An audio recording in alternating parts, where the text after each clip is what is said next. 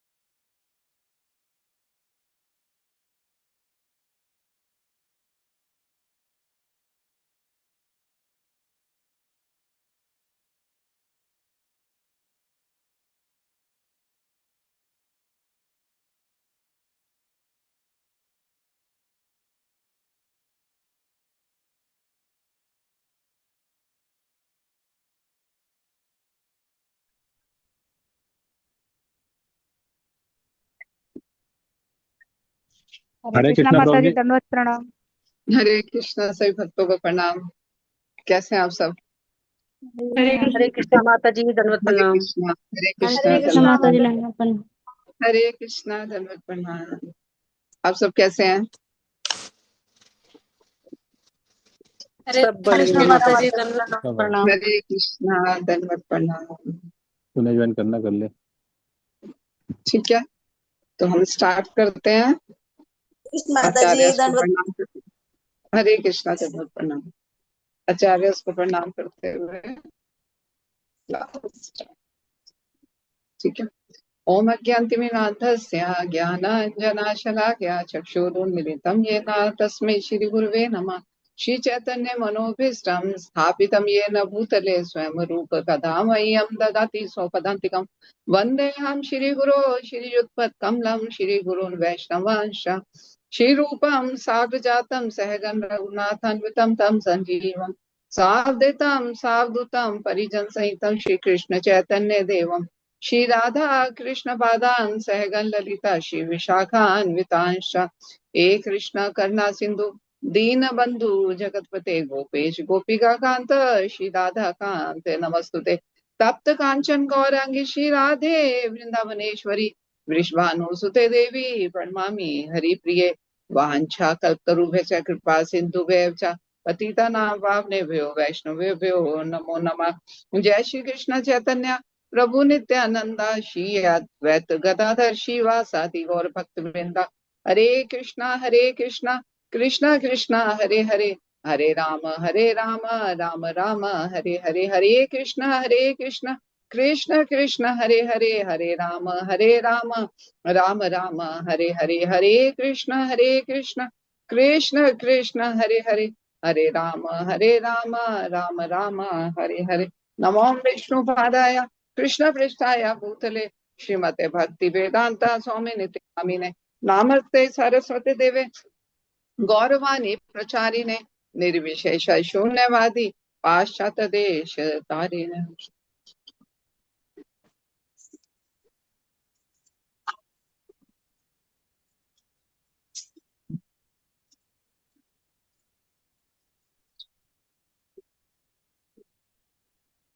हरे कृष्ण। हरे कृष्ण। हरे कृष्ण। तो आज का हमारा टॉपिक है अधिक मास, है ना, पुरुषोत्तम मास, जो हमारे लिए बहुत ही ज्यादा इम्पोर्टेंट है। क्योंकि ये कितने टाइम के बाद आता है, किसी को मालूम है? ये 3 साल साल के के बाद बाद माता आता 3 साल के बाद माता जी। है। हाँ, ये 3 साल के बाद आता है, तभी इम्पोर्टेंट है हमारे लिए कि 3 साल हमारे को इसके लिए वेट करनी पड़ती है। आप लोगों को कार्तिक मास के महत्व के बारे में पता ही है। दीपक प्रभु जी को और चारू माता जी को ज्यादा पता है, क्योंकि उन लोगों को भगवान खींच के लाए कार्तिक मास में। तो जी माता जी, बहुत बिल्कुल जी। इम्पोर्टेंट है ना, बहुत कृपा रहती है भगवान की कार्तिक मास जी में। जी जी तो माता जी। इसमें जितनी भी हम भक्ति करते हैं, कुछ भी हम तपस्या करेंगे, किसी भी तरह का हम लोग दान पुण्य करेंगे, पता नहीं कितने गुना जाकर लगता है। लेकिन उसके बाद क्या बता रहे हैं हम लोग, पुरुषोत्तम मास इससे भी बढ़कर, इससे भी बढ़कर पुरुषोत्तम मास है। क्यों? इसका नाम क्या है? पुरुषोत्तम। भगवान कृष्ण का नाम है, खुद से भगवान ने दिया इसका नाम। क्यों दिया, कैसे दिया, ये कैसे आया, तो ये अब हम आपको बताएंगे। तो वैसे जो से होते हैं महीना, सॉरी, एक साल कितना होता है? 365 दिन का होता है ना। तो सौर मान के हिसाब से, सूर्य मान के हिसाब से हमारा 365 दिन का एक साल होता है। और चंद्रमान के हिसाब से, क्योंकि सूर्य की गति तेज है और चंद्र की गति धीरे है, तो उसका क्या होता है, तो उसमें क्या होता है, एक साल 54 दिन, चंद्र गणना के हिसाब से एक साल 54 दिन होते हैं। तो धीरे धीरे करते करते तो उसमें एक साल में कितना अंतर आ जाता है? 10 से 11 दिन का अंतर आ जाता है। ठीक है, उसको काउंट करते करते वो एक महीना बन जाता है 3 साल के बाद। 354 तो दिन है माता जी, 354 और 365, 11 दिन का डिफरेंस आता है। हाँ, तो इसमें वही मैं बता रही हूँ, जैसे 10 से 11 दिन का डिफरेंस आता है। तो इसमें क्या होता है कि ये जो सा महीना होता है, ये होता है कितना, सॉरी, ये महीना आता है 32 महीने 16 दिन 8 घड़ी में 12 मिनट के बाद आता है ये, हमेशा। ठीक है, कभी ये 30 डेज का होता है, कभी 28 डेज का होता है, कभी 29 डेज का होता है ना। और वैसे और मंथ होते हैं तो हम उसकी गणना करते हैं पूर्णिमा से लेकर पूर्णिमा तक। जैसे कार्तिक मंथ की भी हम करते हैं ना, पूर्णिमा से पूर्णिमा तक करते हैं। तो लेकिन इसकी गणना होती है अमावस से लेकर अमावस तक।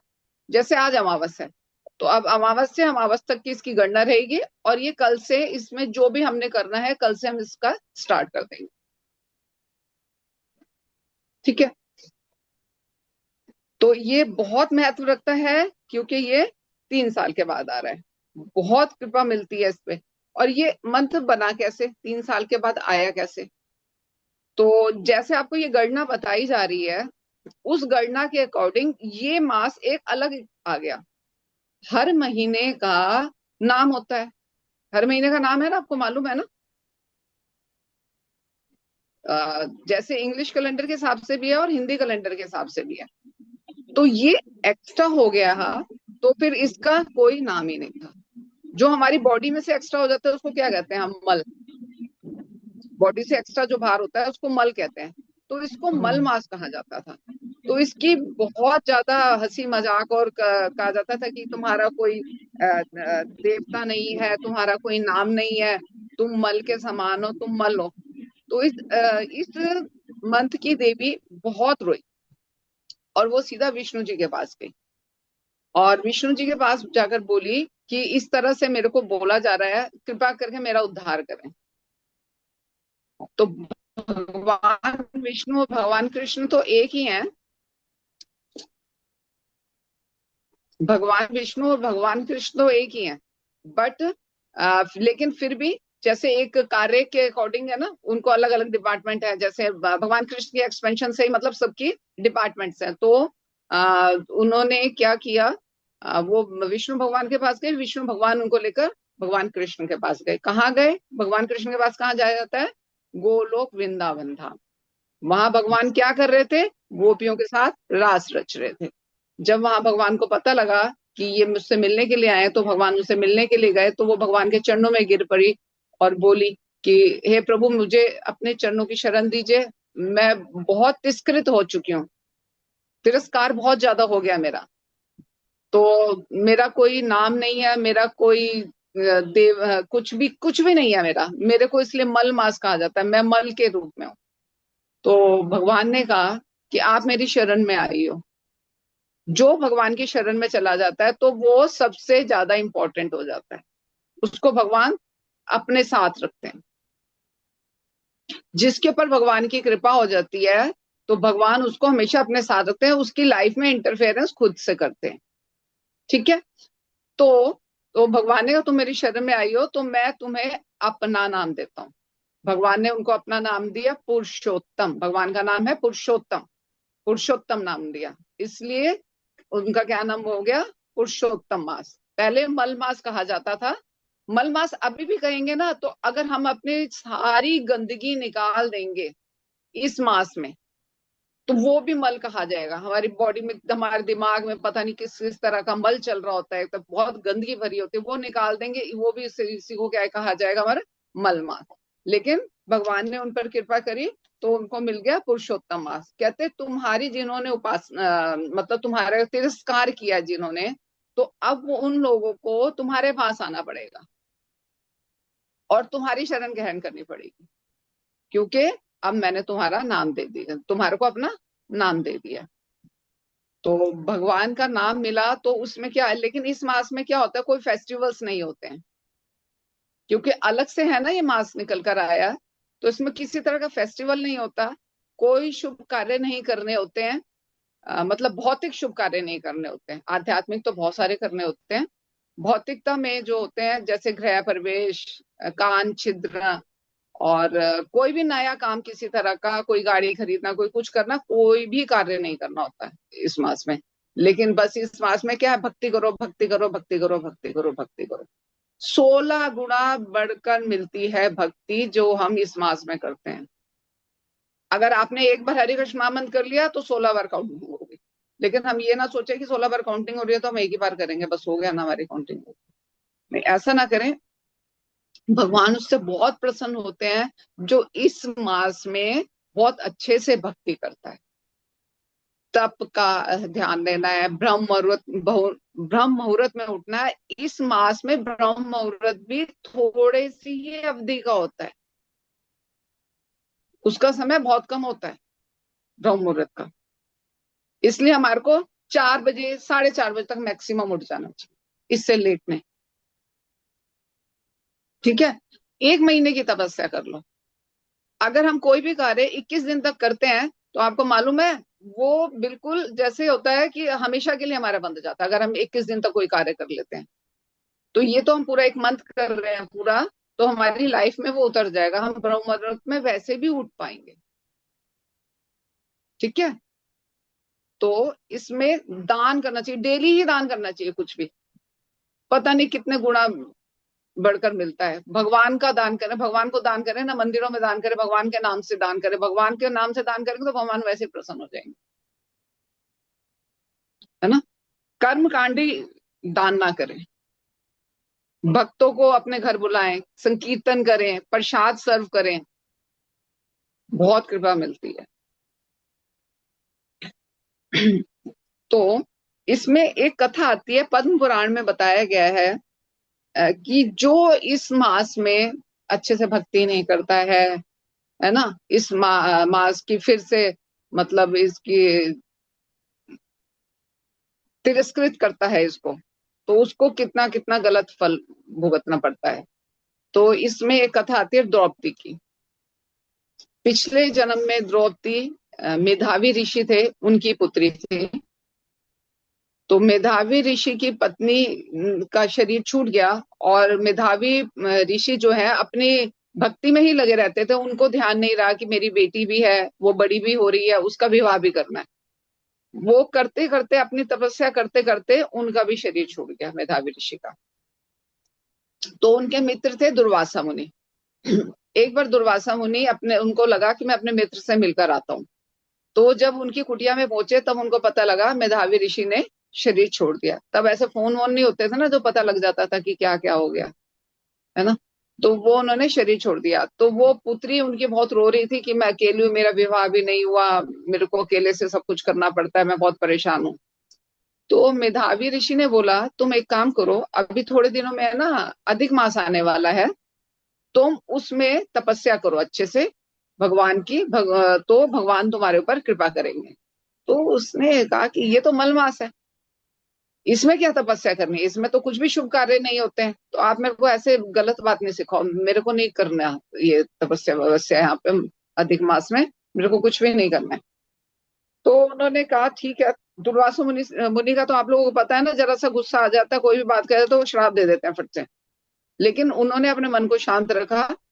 उन्होंने बोला कि एक तो ये स्त्री है, दूसरा ये दुखी है, तीसरा ये मेरे मित्र की पुत्री है, तो मैं तो इसको श्राप नहीं दे सकता हूँ, लेकिन इसने भगवान का मास का मतलब उसको गलत बोला है उसके बारे में, तो इसको तो उसका फल भुगतना पड़ेगा।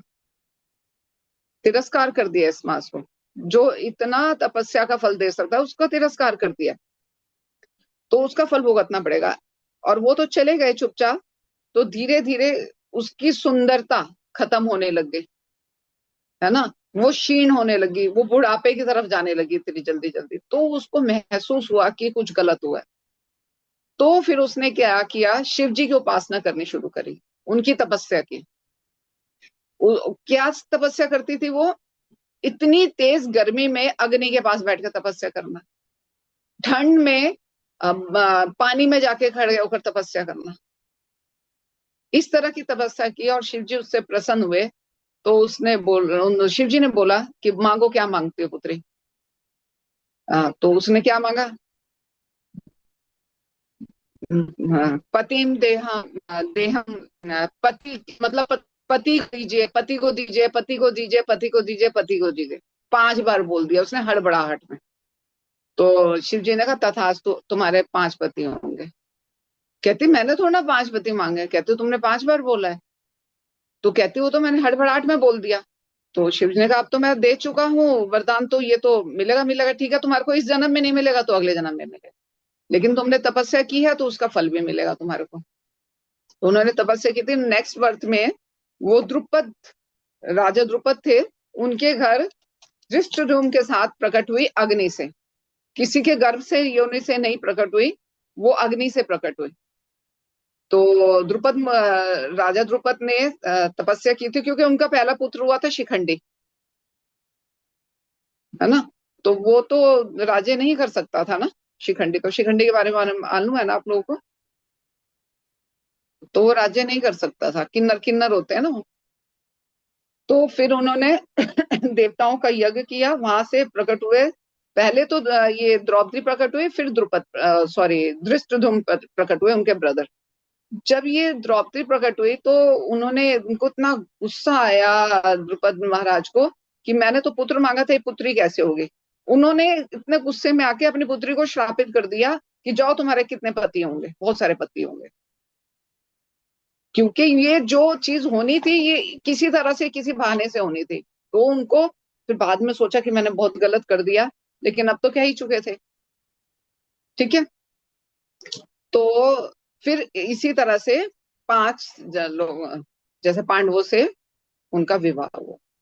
शिव जी का आशीर्वाद था और पिता का श्राप था, ठीक है। इसी वजह से द्रौपदी के साथ हुआ। तो इतना सब कुछ भगवान बताते हैं। जब भगवान गए पांडवों के पास तो उनको बताया गया, को बताया गया पांडवों ने कि इस तरह से हमारे साथ, इस तरह से दुर्योधन ने किया है, द्रौपदी के साथ इतना हुआ, फिर आप वस्त्र अवतार में आए और आपने उसकी रक्षा करी। तो भगवान बोले कि आपने है ना अधिक मास को मतलब उसकी अवहेलना करी है, तभी आप लोगों को ये पनिशमेंट मिल रही है। तो इसलिए बोला जाता है जब अधिक मास आए तो हमारे को अवहेलना नहीं करनी है, अच्छे से अच्छे भक्ति करनी है। तो इस वजह से आप लोगों को ये दुख भोगने पड़ रहे हैं। अब फिर बताया भगवान ने, अभी थोड़े टाइम तक अधिक मास आने वाला है, तब उसमें आप तपस्या करें, अच्छे से भक्ति करें, तो आपके ये सारे कष्ट दूर हो जाएंगे। जब उन्होंने ये तपस्या करी तो उनके कष्ट भी दूर हो गए धीरे धीरे। तो इसी मास में नरसिंह भगवान प्रकट हुए थे, क्योंकि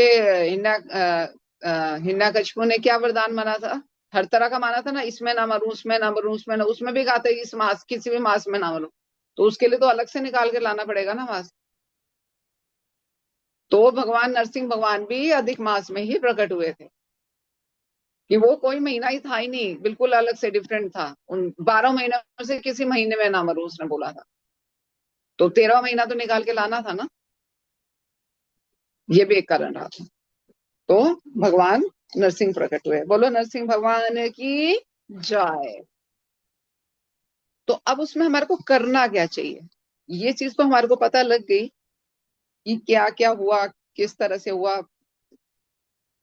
तो अब हमारे को बताना, इसमें बोला जाता है धामवास। पूरा मंथ अगर हम धामवास करें ना, करना चाहिए, लेकिन अगर वो भी नहीं कर सकते तो एटलीस्ट धाम में जाएं, 3 दिन तक तो कम से कम रहे। परिक्रमा का महत्व बताया गया है, गोवर्धन परिक्रमा करें, है ना, वृंदावन परिक्रमा करें, परिक्रमा का महत्व बताया गया है। नहीं आप जा सकते हैं, कोई हालात ऐसे हैं तो मंदिर में जाके परिक्रमा करें, वहां भी नहीं कर सकते हैं तो तुलसी महारानी की परिक्रमा करें, तुलसी महारानी को जल दे, दीप दिखाएं, उनकी पूजा करें, उनसे प्रार्थना करें, है ना, ये सब काम करें तो भगवान की बहुत कृपा होती है। तो जब ये गई थी इनकी देवी, जो 13वें मास की, मल मास की देवी, तो उन्होंने बोला था आपने तो एक मास को अपने नाम से आपने सारे मासों को कर रखा है। जैसे कार्तिक मास आता है तो उसको दामोदर मास भी बोलते हैं ना, दामोदर मास भी बोलते हैं ना, तभी भगवान ने उनको पुरुषोत्तम मास दिया था अपना। तो हमारे को जगन्नाथपुरी जरूर जाना चाहिए, पुरुषोत्तम क्षेत्र बोला जाता है उसको, जगन्नाथपुरी जरूर जाना चाहिए। नहीं तो जहाँ हमारे आसपास जो गुड़गांव में भी है जगन्नाथ टेम्पल है, दिल्ली में भी है जगन्नाथ टेम्पल, एटलीस्ट वहां जाए। वृंदावन में भी है जगन्नाथ टेम्पल, वहां जा सकते हैं। वहां तो ओरिजिनल डीटीज है जगन्नाथपुरी के, जो 12 साल के बाद समाधि दी जाती है ना वहां पर। तो एक भक्त की इच्छा थी वो डीटीज में वृंदावन लेकर आऊं, तो लेकिन ऐसा पॉसिबल नहीं होता, समाधि दे दी जाती है हर साल, डीटीज सॉरी हर 12 साल के बाद डीटीज बदले जाते हैं। तो भगवान से उन्होंने प्रार्थना करी और सो गए। तो वहां के राजा के सपने में भगवान आए और उन्होंने बोला कि ये डीटीज, ये भक्त आएगा उसको दे देना, तो समाधि नहीं देनी है। वो एक ही बार ऐसा हुआ बस। तो उस भक्त के सपने में बोला कि आप जाओ राजा के पास जाओ, मैंने बोल दिया उनको। तो वो डीटीज, ओरिजिनल डीटीज वहां के वृंदावन में भी, एटलीस्ट वहां के दर्शन कर लें। ठीक है, दीपदान का महत्व है। जैसे हम कार्तिक मास में दीपदान करते हैं ना, दामोदर अष्टकम पढ़ के, इसमें चौराष्टकम पढ़कर करा जाता है। सुबह शाम भी कर सकते हैं, नहीं तो सिर्फ शाम को भी कर सकते हैं। दीपदान का बहुत महत्व है। हम आसपास के लोगों को इकट्ठे करके, जैसे होता है और जैसे हम लोग कार्तिक पंथ में करते हैं, ऐसे भी कर सकते हैं। बहुत कृपा होती है किसी को दीपदान कराना। दीपदान खुद से करना तो है ही है, लोगों को किसी को दीपदान कराना बहुत बड़ी बात है। एक दीप जला के इसको दे दो, आप दीप दिखा दो, कोई भक्त नहीं है तो भी बस एक बार भगवान को दीप दिखा दो, उसकी भी बहुत ज्यादा कृपा मिलेगी आपको। और उसका तो भक्त का कल्याण हो ही जाएगा, भक्त बन ही जाएगा, लेकिन आपके ऊपर बहुत ज्यादा कृपा मिलेगी। दीपदान कराने का बहुत फायदा है, आप लोग कर सकते हैं ऐसा। तो इसमें भागवतम का 10.14 ब्रह्मा जी द्वारा स्तुति भगवान की जो की गई है वो पढ़ना चाहिए, उसका पाठ करना चाहिए। और एक है 10.82 भगवान का वृंदावन वासियों से मिलन, इसका भी, इस पाठ का भी अध्ययन करना चाहिए। अगर आप भागवतम में नहीं पढ़ सकते तो कृष्णा बुक में ले लें, कृष्णा बुक में है। कृष्णा बुक में तो 82 है चैप्टर नंबर, मे भी भागवतम 84, चेक कर लीजिएगा एक बार। तो ये दोनों का करना चाहिए, पढ़ते रहे उसको। एक चैप्टर जैसे पढ़ लिया, ब्रह्मा जी द्वारा स्तुति पढ़ ली, फिर वो खत्म हो गया तो दूसरा चैप्टर पढ़ ले। एक एक दो पेज करके करेंगे तो आप पढ़ लेंगे पूरे महीने में। और भगवत गीता का 15, माता जी क्वेश्चन बाद में। भगवत गीता का 15वां अध्याय जो पुरुषोत्तम योग के नाम से है, उससे डेली पढ़ना, उसके श्लोकास को। आप लोगों को सब कुछ भेज दिया जाएगा, आप उसके अकॉर्डिंग आप कर पाएंगे। चौराष्टकम भी भेज दिया जाएगा, ये पुरुषोत्तम योग का जो सा जिस तरह से प्रोनाउंसिएशन करनी है वो भी भेज दी जाएगी, आप उसके साथ साथ पढ़ें। ठीक है, और ये जो सी कथा है इसको तो पढ़ना ही है डेली। और इसमें ना अष्टकम पढ़ने होते हैं, मैक्सिमम अष्टकम है, बहुत सारे अष्टकम है। जैसे राधा कृपा कटाक्ष है, युगलाष्टकम है, और राधिका अष्टकम है, जगन्नाथ अष्टकम है, नंद अष्टकम है, और सचिसुत अष्टकम है, युगलाष्टकम है। तो और इसमें कुछ भजन करने चाहिए, जैसे है ना राधा माधव कुंज बिहारी पता है ना आपको, ये कर सकते हैं।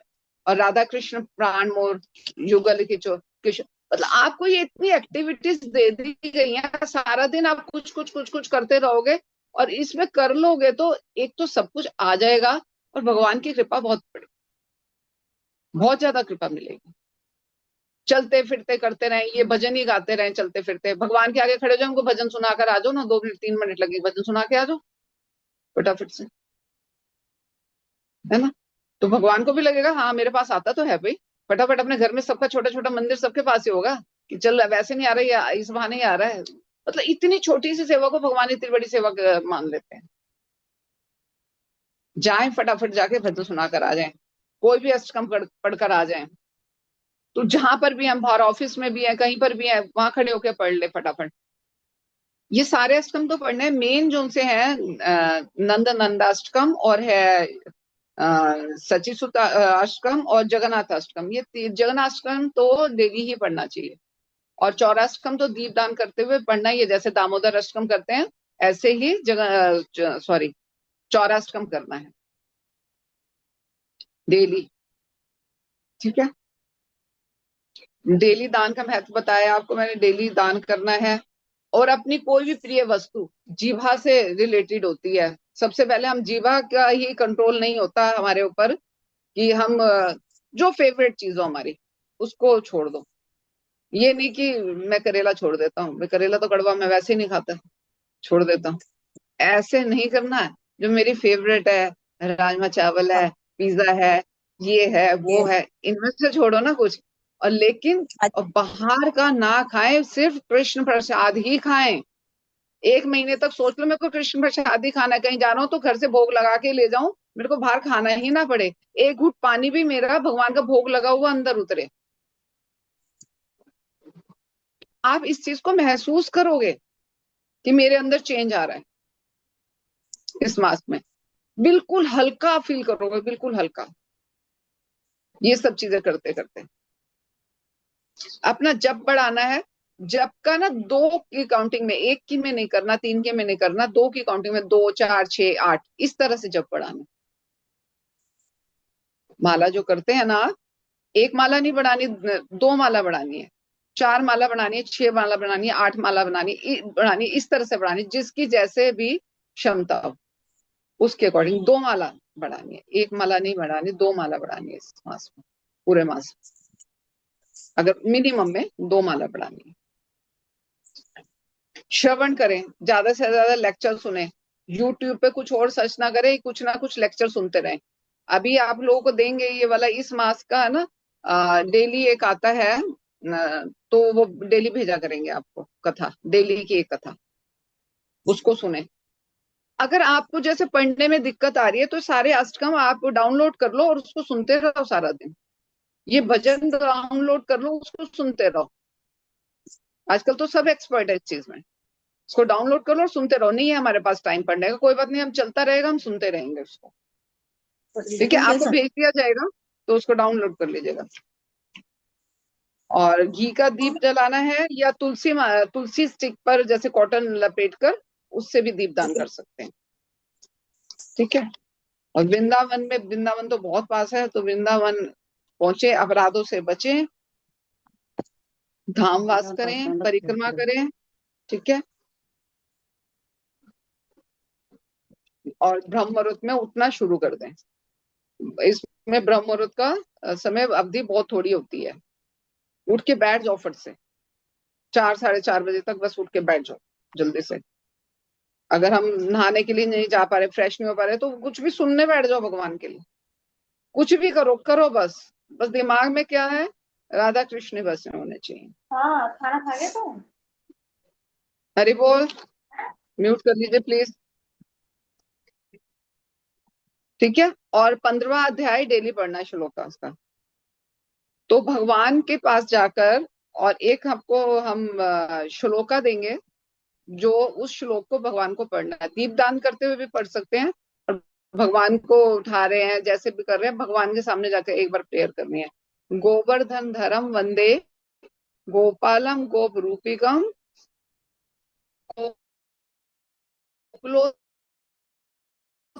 विंदा गोपिका प्रियम। ठीक है, ये आपको मिल जाएगा, श्लोक भेज दिया जाएगा इसको आप डेली पढ़ सकते हैं। और जो गोवर्धन परिक्रमा करेंगे तो इसमें भी गोवर्धन परिक्रमा में जब अधिक मास आता है उसमें गोवर्धन महाराज का प्रणाम मंत्र अलग होता है। जो वैसे हम रूटीन में करने जाते हैं तो उसका अलग होता है, लेकिन इसका अलग होता है, वो भी भेज दिया जाएगा।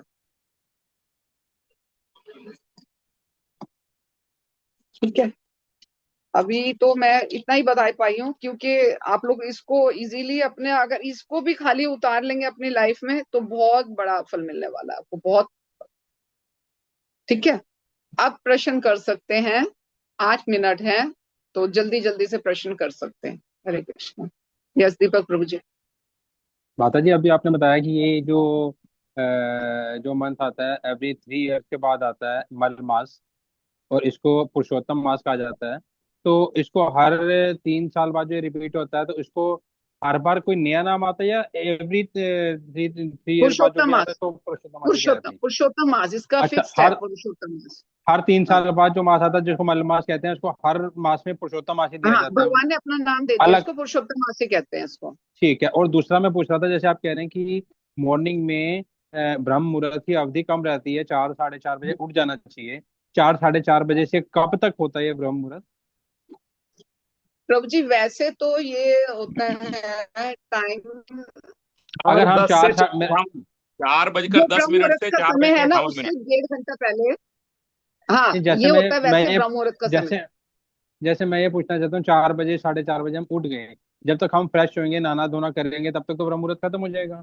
तो अगर हम तब तो बाट आप उठ पे तो बैठे गए हैं ना, जैसे कुछ। आप उठ तो गए ना। अच्छा। अगर आप फ्रेश बस नहीं हो मैं पा रहे तो ये कुछ ना कुछ अष्टकम वगैरह पढ़ लें, सुन लें, कुछ भी करें बस मैं भगवान से रिलेटेड। अगर आप भगवान के अगर लिए उठे हैं तो वो काउंटिंग मंगल आरती की है। जी, बस मैं वही क्या पूछना चाहता था कि अगर चार अगर साढ़े चार बजे उठ आपने गए। अपनी नींद हाँ, छोड़ दी, त्याग कर दिया उसका नींद का, और आप भगवान के लिए उठ रहे हैं तो वो ही मंगल आरती है। बस माता जी, तो एक किसी और के कुछ पूछना हेल्थ था वो। इश्यूज होते हैं, हाँ किसी के और हेल्थ कुछ इश्यूज पूछना। होते हैं, वो मंगल आरती नहीं कर पा रहा, नहा नहीं पा रहा, कुछ नहीं वो कर पा रहा, तो भगवान के लिए उठ गए हैं ना, भगवान समझ रहे हैं कि ये मेरे लिए उठा है। लेकिन हरे उसके कृष्ण अलावा हम माता जी। उल्टा सीधा कुछ ना करें बस। नहीं नहीं नहीं, बस यही था कि जब तक मतलब मेरे कि हम माइंड में ब्रह्म था मुहूर्त कि में उठ के माताएं क्या करती हैं, घर के काम करना ही शुरू कर देती हैं। नहीं नहीं, हम उठ माता के जी घर बस के ये काम पूछ रहा शुरू था कर लेते हैं। कि अगर 4 साढ़े 4 बजे उठ के जब तक हम नहाएंगे धोएंगे तब तक पता चला ब्रह्म मुहूर्त खत्म हो गया, और हम पाठ पे जब बैठेंगे, माला पे जहाँ पे बैठेंगे, जो कुछ बैठेंगे, तब तक पता चला ब्रह्म हम्म। मुहूर्त खत्म हो गया है। कुछ ऐसा मैं पूछना आप चाहता था कि प्रयास कब करें तक और होता थोड़ा है? जल्दी से उठने का। अगर नहीं कि वह आपको टाइम लगता तो थोड़ा सा और जल्दी उठने का करें। तो अ, जैसे आप इतने बजे उठे तो आपको लग रहा है कि ये मेरे को टाइम कम पड़ रहा है, तो आप जी 10 10 मिनट्स थोड़ा सा और उठना जल्दी शुरू कर दें। एकदम से और टाइम ज्यादा बढ़ाएंगे तो दिक्कत होगी। 5 5 मिनट्स का भी कर सकते हैं डेली, ठीक माता जी, ठीक ठीक। है ना। और कुछ एक और भी था, मैं भूल गया वो। वो भी कुछ पूछना था फिलहाल मैं भूल गया। हरे कृष्ण माता। हरे कृष्णा। अगर किसी को कोई प्रश्न है तो मेरे को पर्सनली व्हाट्सएप पर वॉइस रिकॉर्ड करके भेज सकते हैं, जवाब मिल जाएगा। ठीक है, और किसी का कोई प्रश्न, और किसी का कोई प्रश्न? जी धन्य प्रणाम। माता जी, जो इस मंथ में दो एकादशी आती है, परमा और पद्मिनी एकादशी, उसकी भी कुछ इम्पोर्टेंस है अलग से? हाँ, तो इसमें जो भी व्रत आएंगे तो वो और ज्यादा फल देंगे हमारे को। अच्छे से करना चाहिए ये, इसमें और प्रयास करना चाहिए। एकादशी पे जैसे हम लोग सब कुछ खा पी लेते हैं, थोड़ा सा तपस्या की तरफ जाएं, अवॉइड करें जो सब कुछ नमक है, चीनी है, ये सब चीजें अवॉइड करें। कई लोग क्या करते हैं, मैंने देखा कि नमक नहीं खाना, नमक नहीं खाएंगे, चीनी वाला खा लेंगे कुछ। अरे नमक में चीनी एक ही तो बात है कि भाई अलग अलग से थोड़ा कुछ है। कुछ नहीं खाना तो कुछ नहीं खाना, फ्रूट्स पे रहो ज्यादा से ज्यादा। लोग निर्जला भी रखते हैं, या एक ही फूड रखते हैं कोई पूरे पूरे मंथ के लिए, एकादशी छोड़कर, कि भाई ये खिचड़ी है तो खिचड़ी खानी है पूरा मंथ में मेरे को। इतनी इतनी तपस्या करते हैं, वो ठीक है, वो नहीं करें आप। लेकिन साधारण सात्विक भोजन पाए, ज्यादा तामसिक भोजन ना पाए, पुराना ना पाए, थोड़ा पाए। जितना खाते हैं ना, जैसे 3 टाइम खा रहे हैं हम, 4 टाइम खा रहे हैं, तो उसमें से एक टाइम कम कर दें। माता और जी, एक सबसे एक मेरे बड़ी को बात है कि अपनी फेवरेट चीज छोड़ दें। माता जी, मैं ये पूछना चाहता था, मेरे को याद आ गया, जो आपने कहा था एक फेवरेट चीज जैसे राजमा चावल वगैरह कुछ छोड़ना है, हमेशा के लिए छोड़ना है या इस महीने के लिए छोड़ना है?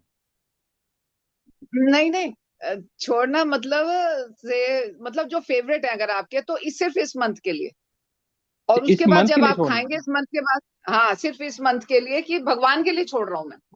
हाँ मतलब इस मंथ के लिए छोड़ना ना, हाँ। हमेशा के लिए नहीं हाँ छोड़ना हाँ मतलब। हाँ हाँ हाँ, इस मंथ के लिए कि हरे सिर्फ कृष्ण। भगवान के लिए छोड़ रहा हूँ। इस मंथ मेरे ये फेवरेट हैं, तो इस मंथ में मैं भगवान के लिए इसको डन डन। छोड़ रहा हूँ। और फिर उसके बाद वैष्णव को खिलाकर फिर खाना है। हरे कृष्ण। वैष्णव को सर्व करो और फिर पाओ, मतलब किसी ब्राह्मण को सर्व करो और फिर पाओ। हेलो। हरे कृष्ण। हरे कृष्णा। और किसी का कोई प्रश्न? किसी और हरे का कोई कृष्णा। प्रश्न? जल्दी कर लीजिए प्लीज। हरे कृष्णा, बोलिए प्रभु जी। हरि बोल। हाँ, माता जी ये क्वेश्चन है कि अपने आप में भक्ति कैसे जगाए। अपने आप में भक्ति कैसे रह रहा है? भक्तों का संग करेंगे तो भक्ति जाग जाएगी। नहीं, भक्ति में मतलब मैं दिन भर ऑफिस में कार्यरत रहता हूँ और फिर हम्म। समय नहीं मिल पाता है और लगता है कि कब हम समय निकालें पूजा करने के लिए और भक्ति करने के लिए। ऐसा है प्रभु जी, समय तो किसी के पास भी नहीं होता। कोई ऑफिस में कर रहा है, माताएं घर में भी कर रही हैं, ऑफिस में भी कर रही हैं, समय किसी के पास भी नहीं होता। सिर्फ हम, अगर हमारे हृदय में भगवान है तो हम उसके लिए जागृत करें। ऑफिस में 10 मिनट्स का अलार्म लगा, 10 मिनट्स का अलार्म लगा, उसके बाद बोलो एक बार हरे कृष्ण, फिर 10 मिनट बाद फिर हरे कृष्ण, या 5 टाइम बोलो, अपने आप ही भक्ति जाग जाएगी। तो धीरे धीरे करने से मतलब समय के साथ आ जाती है भक्ति।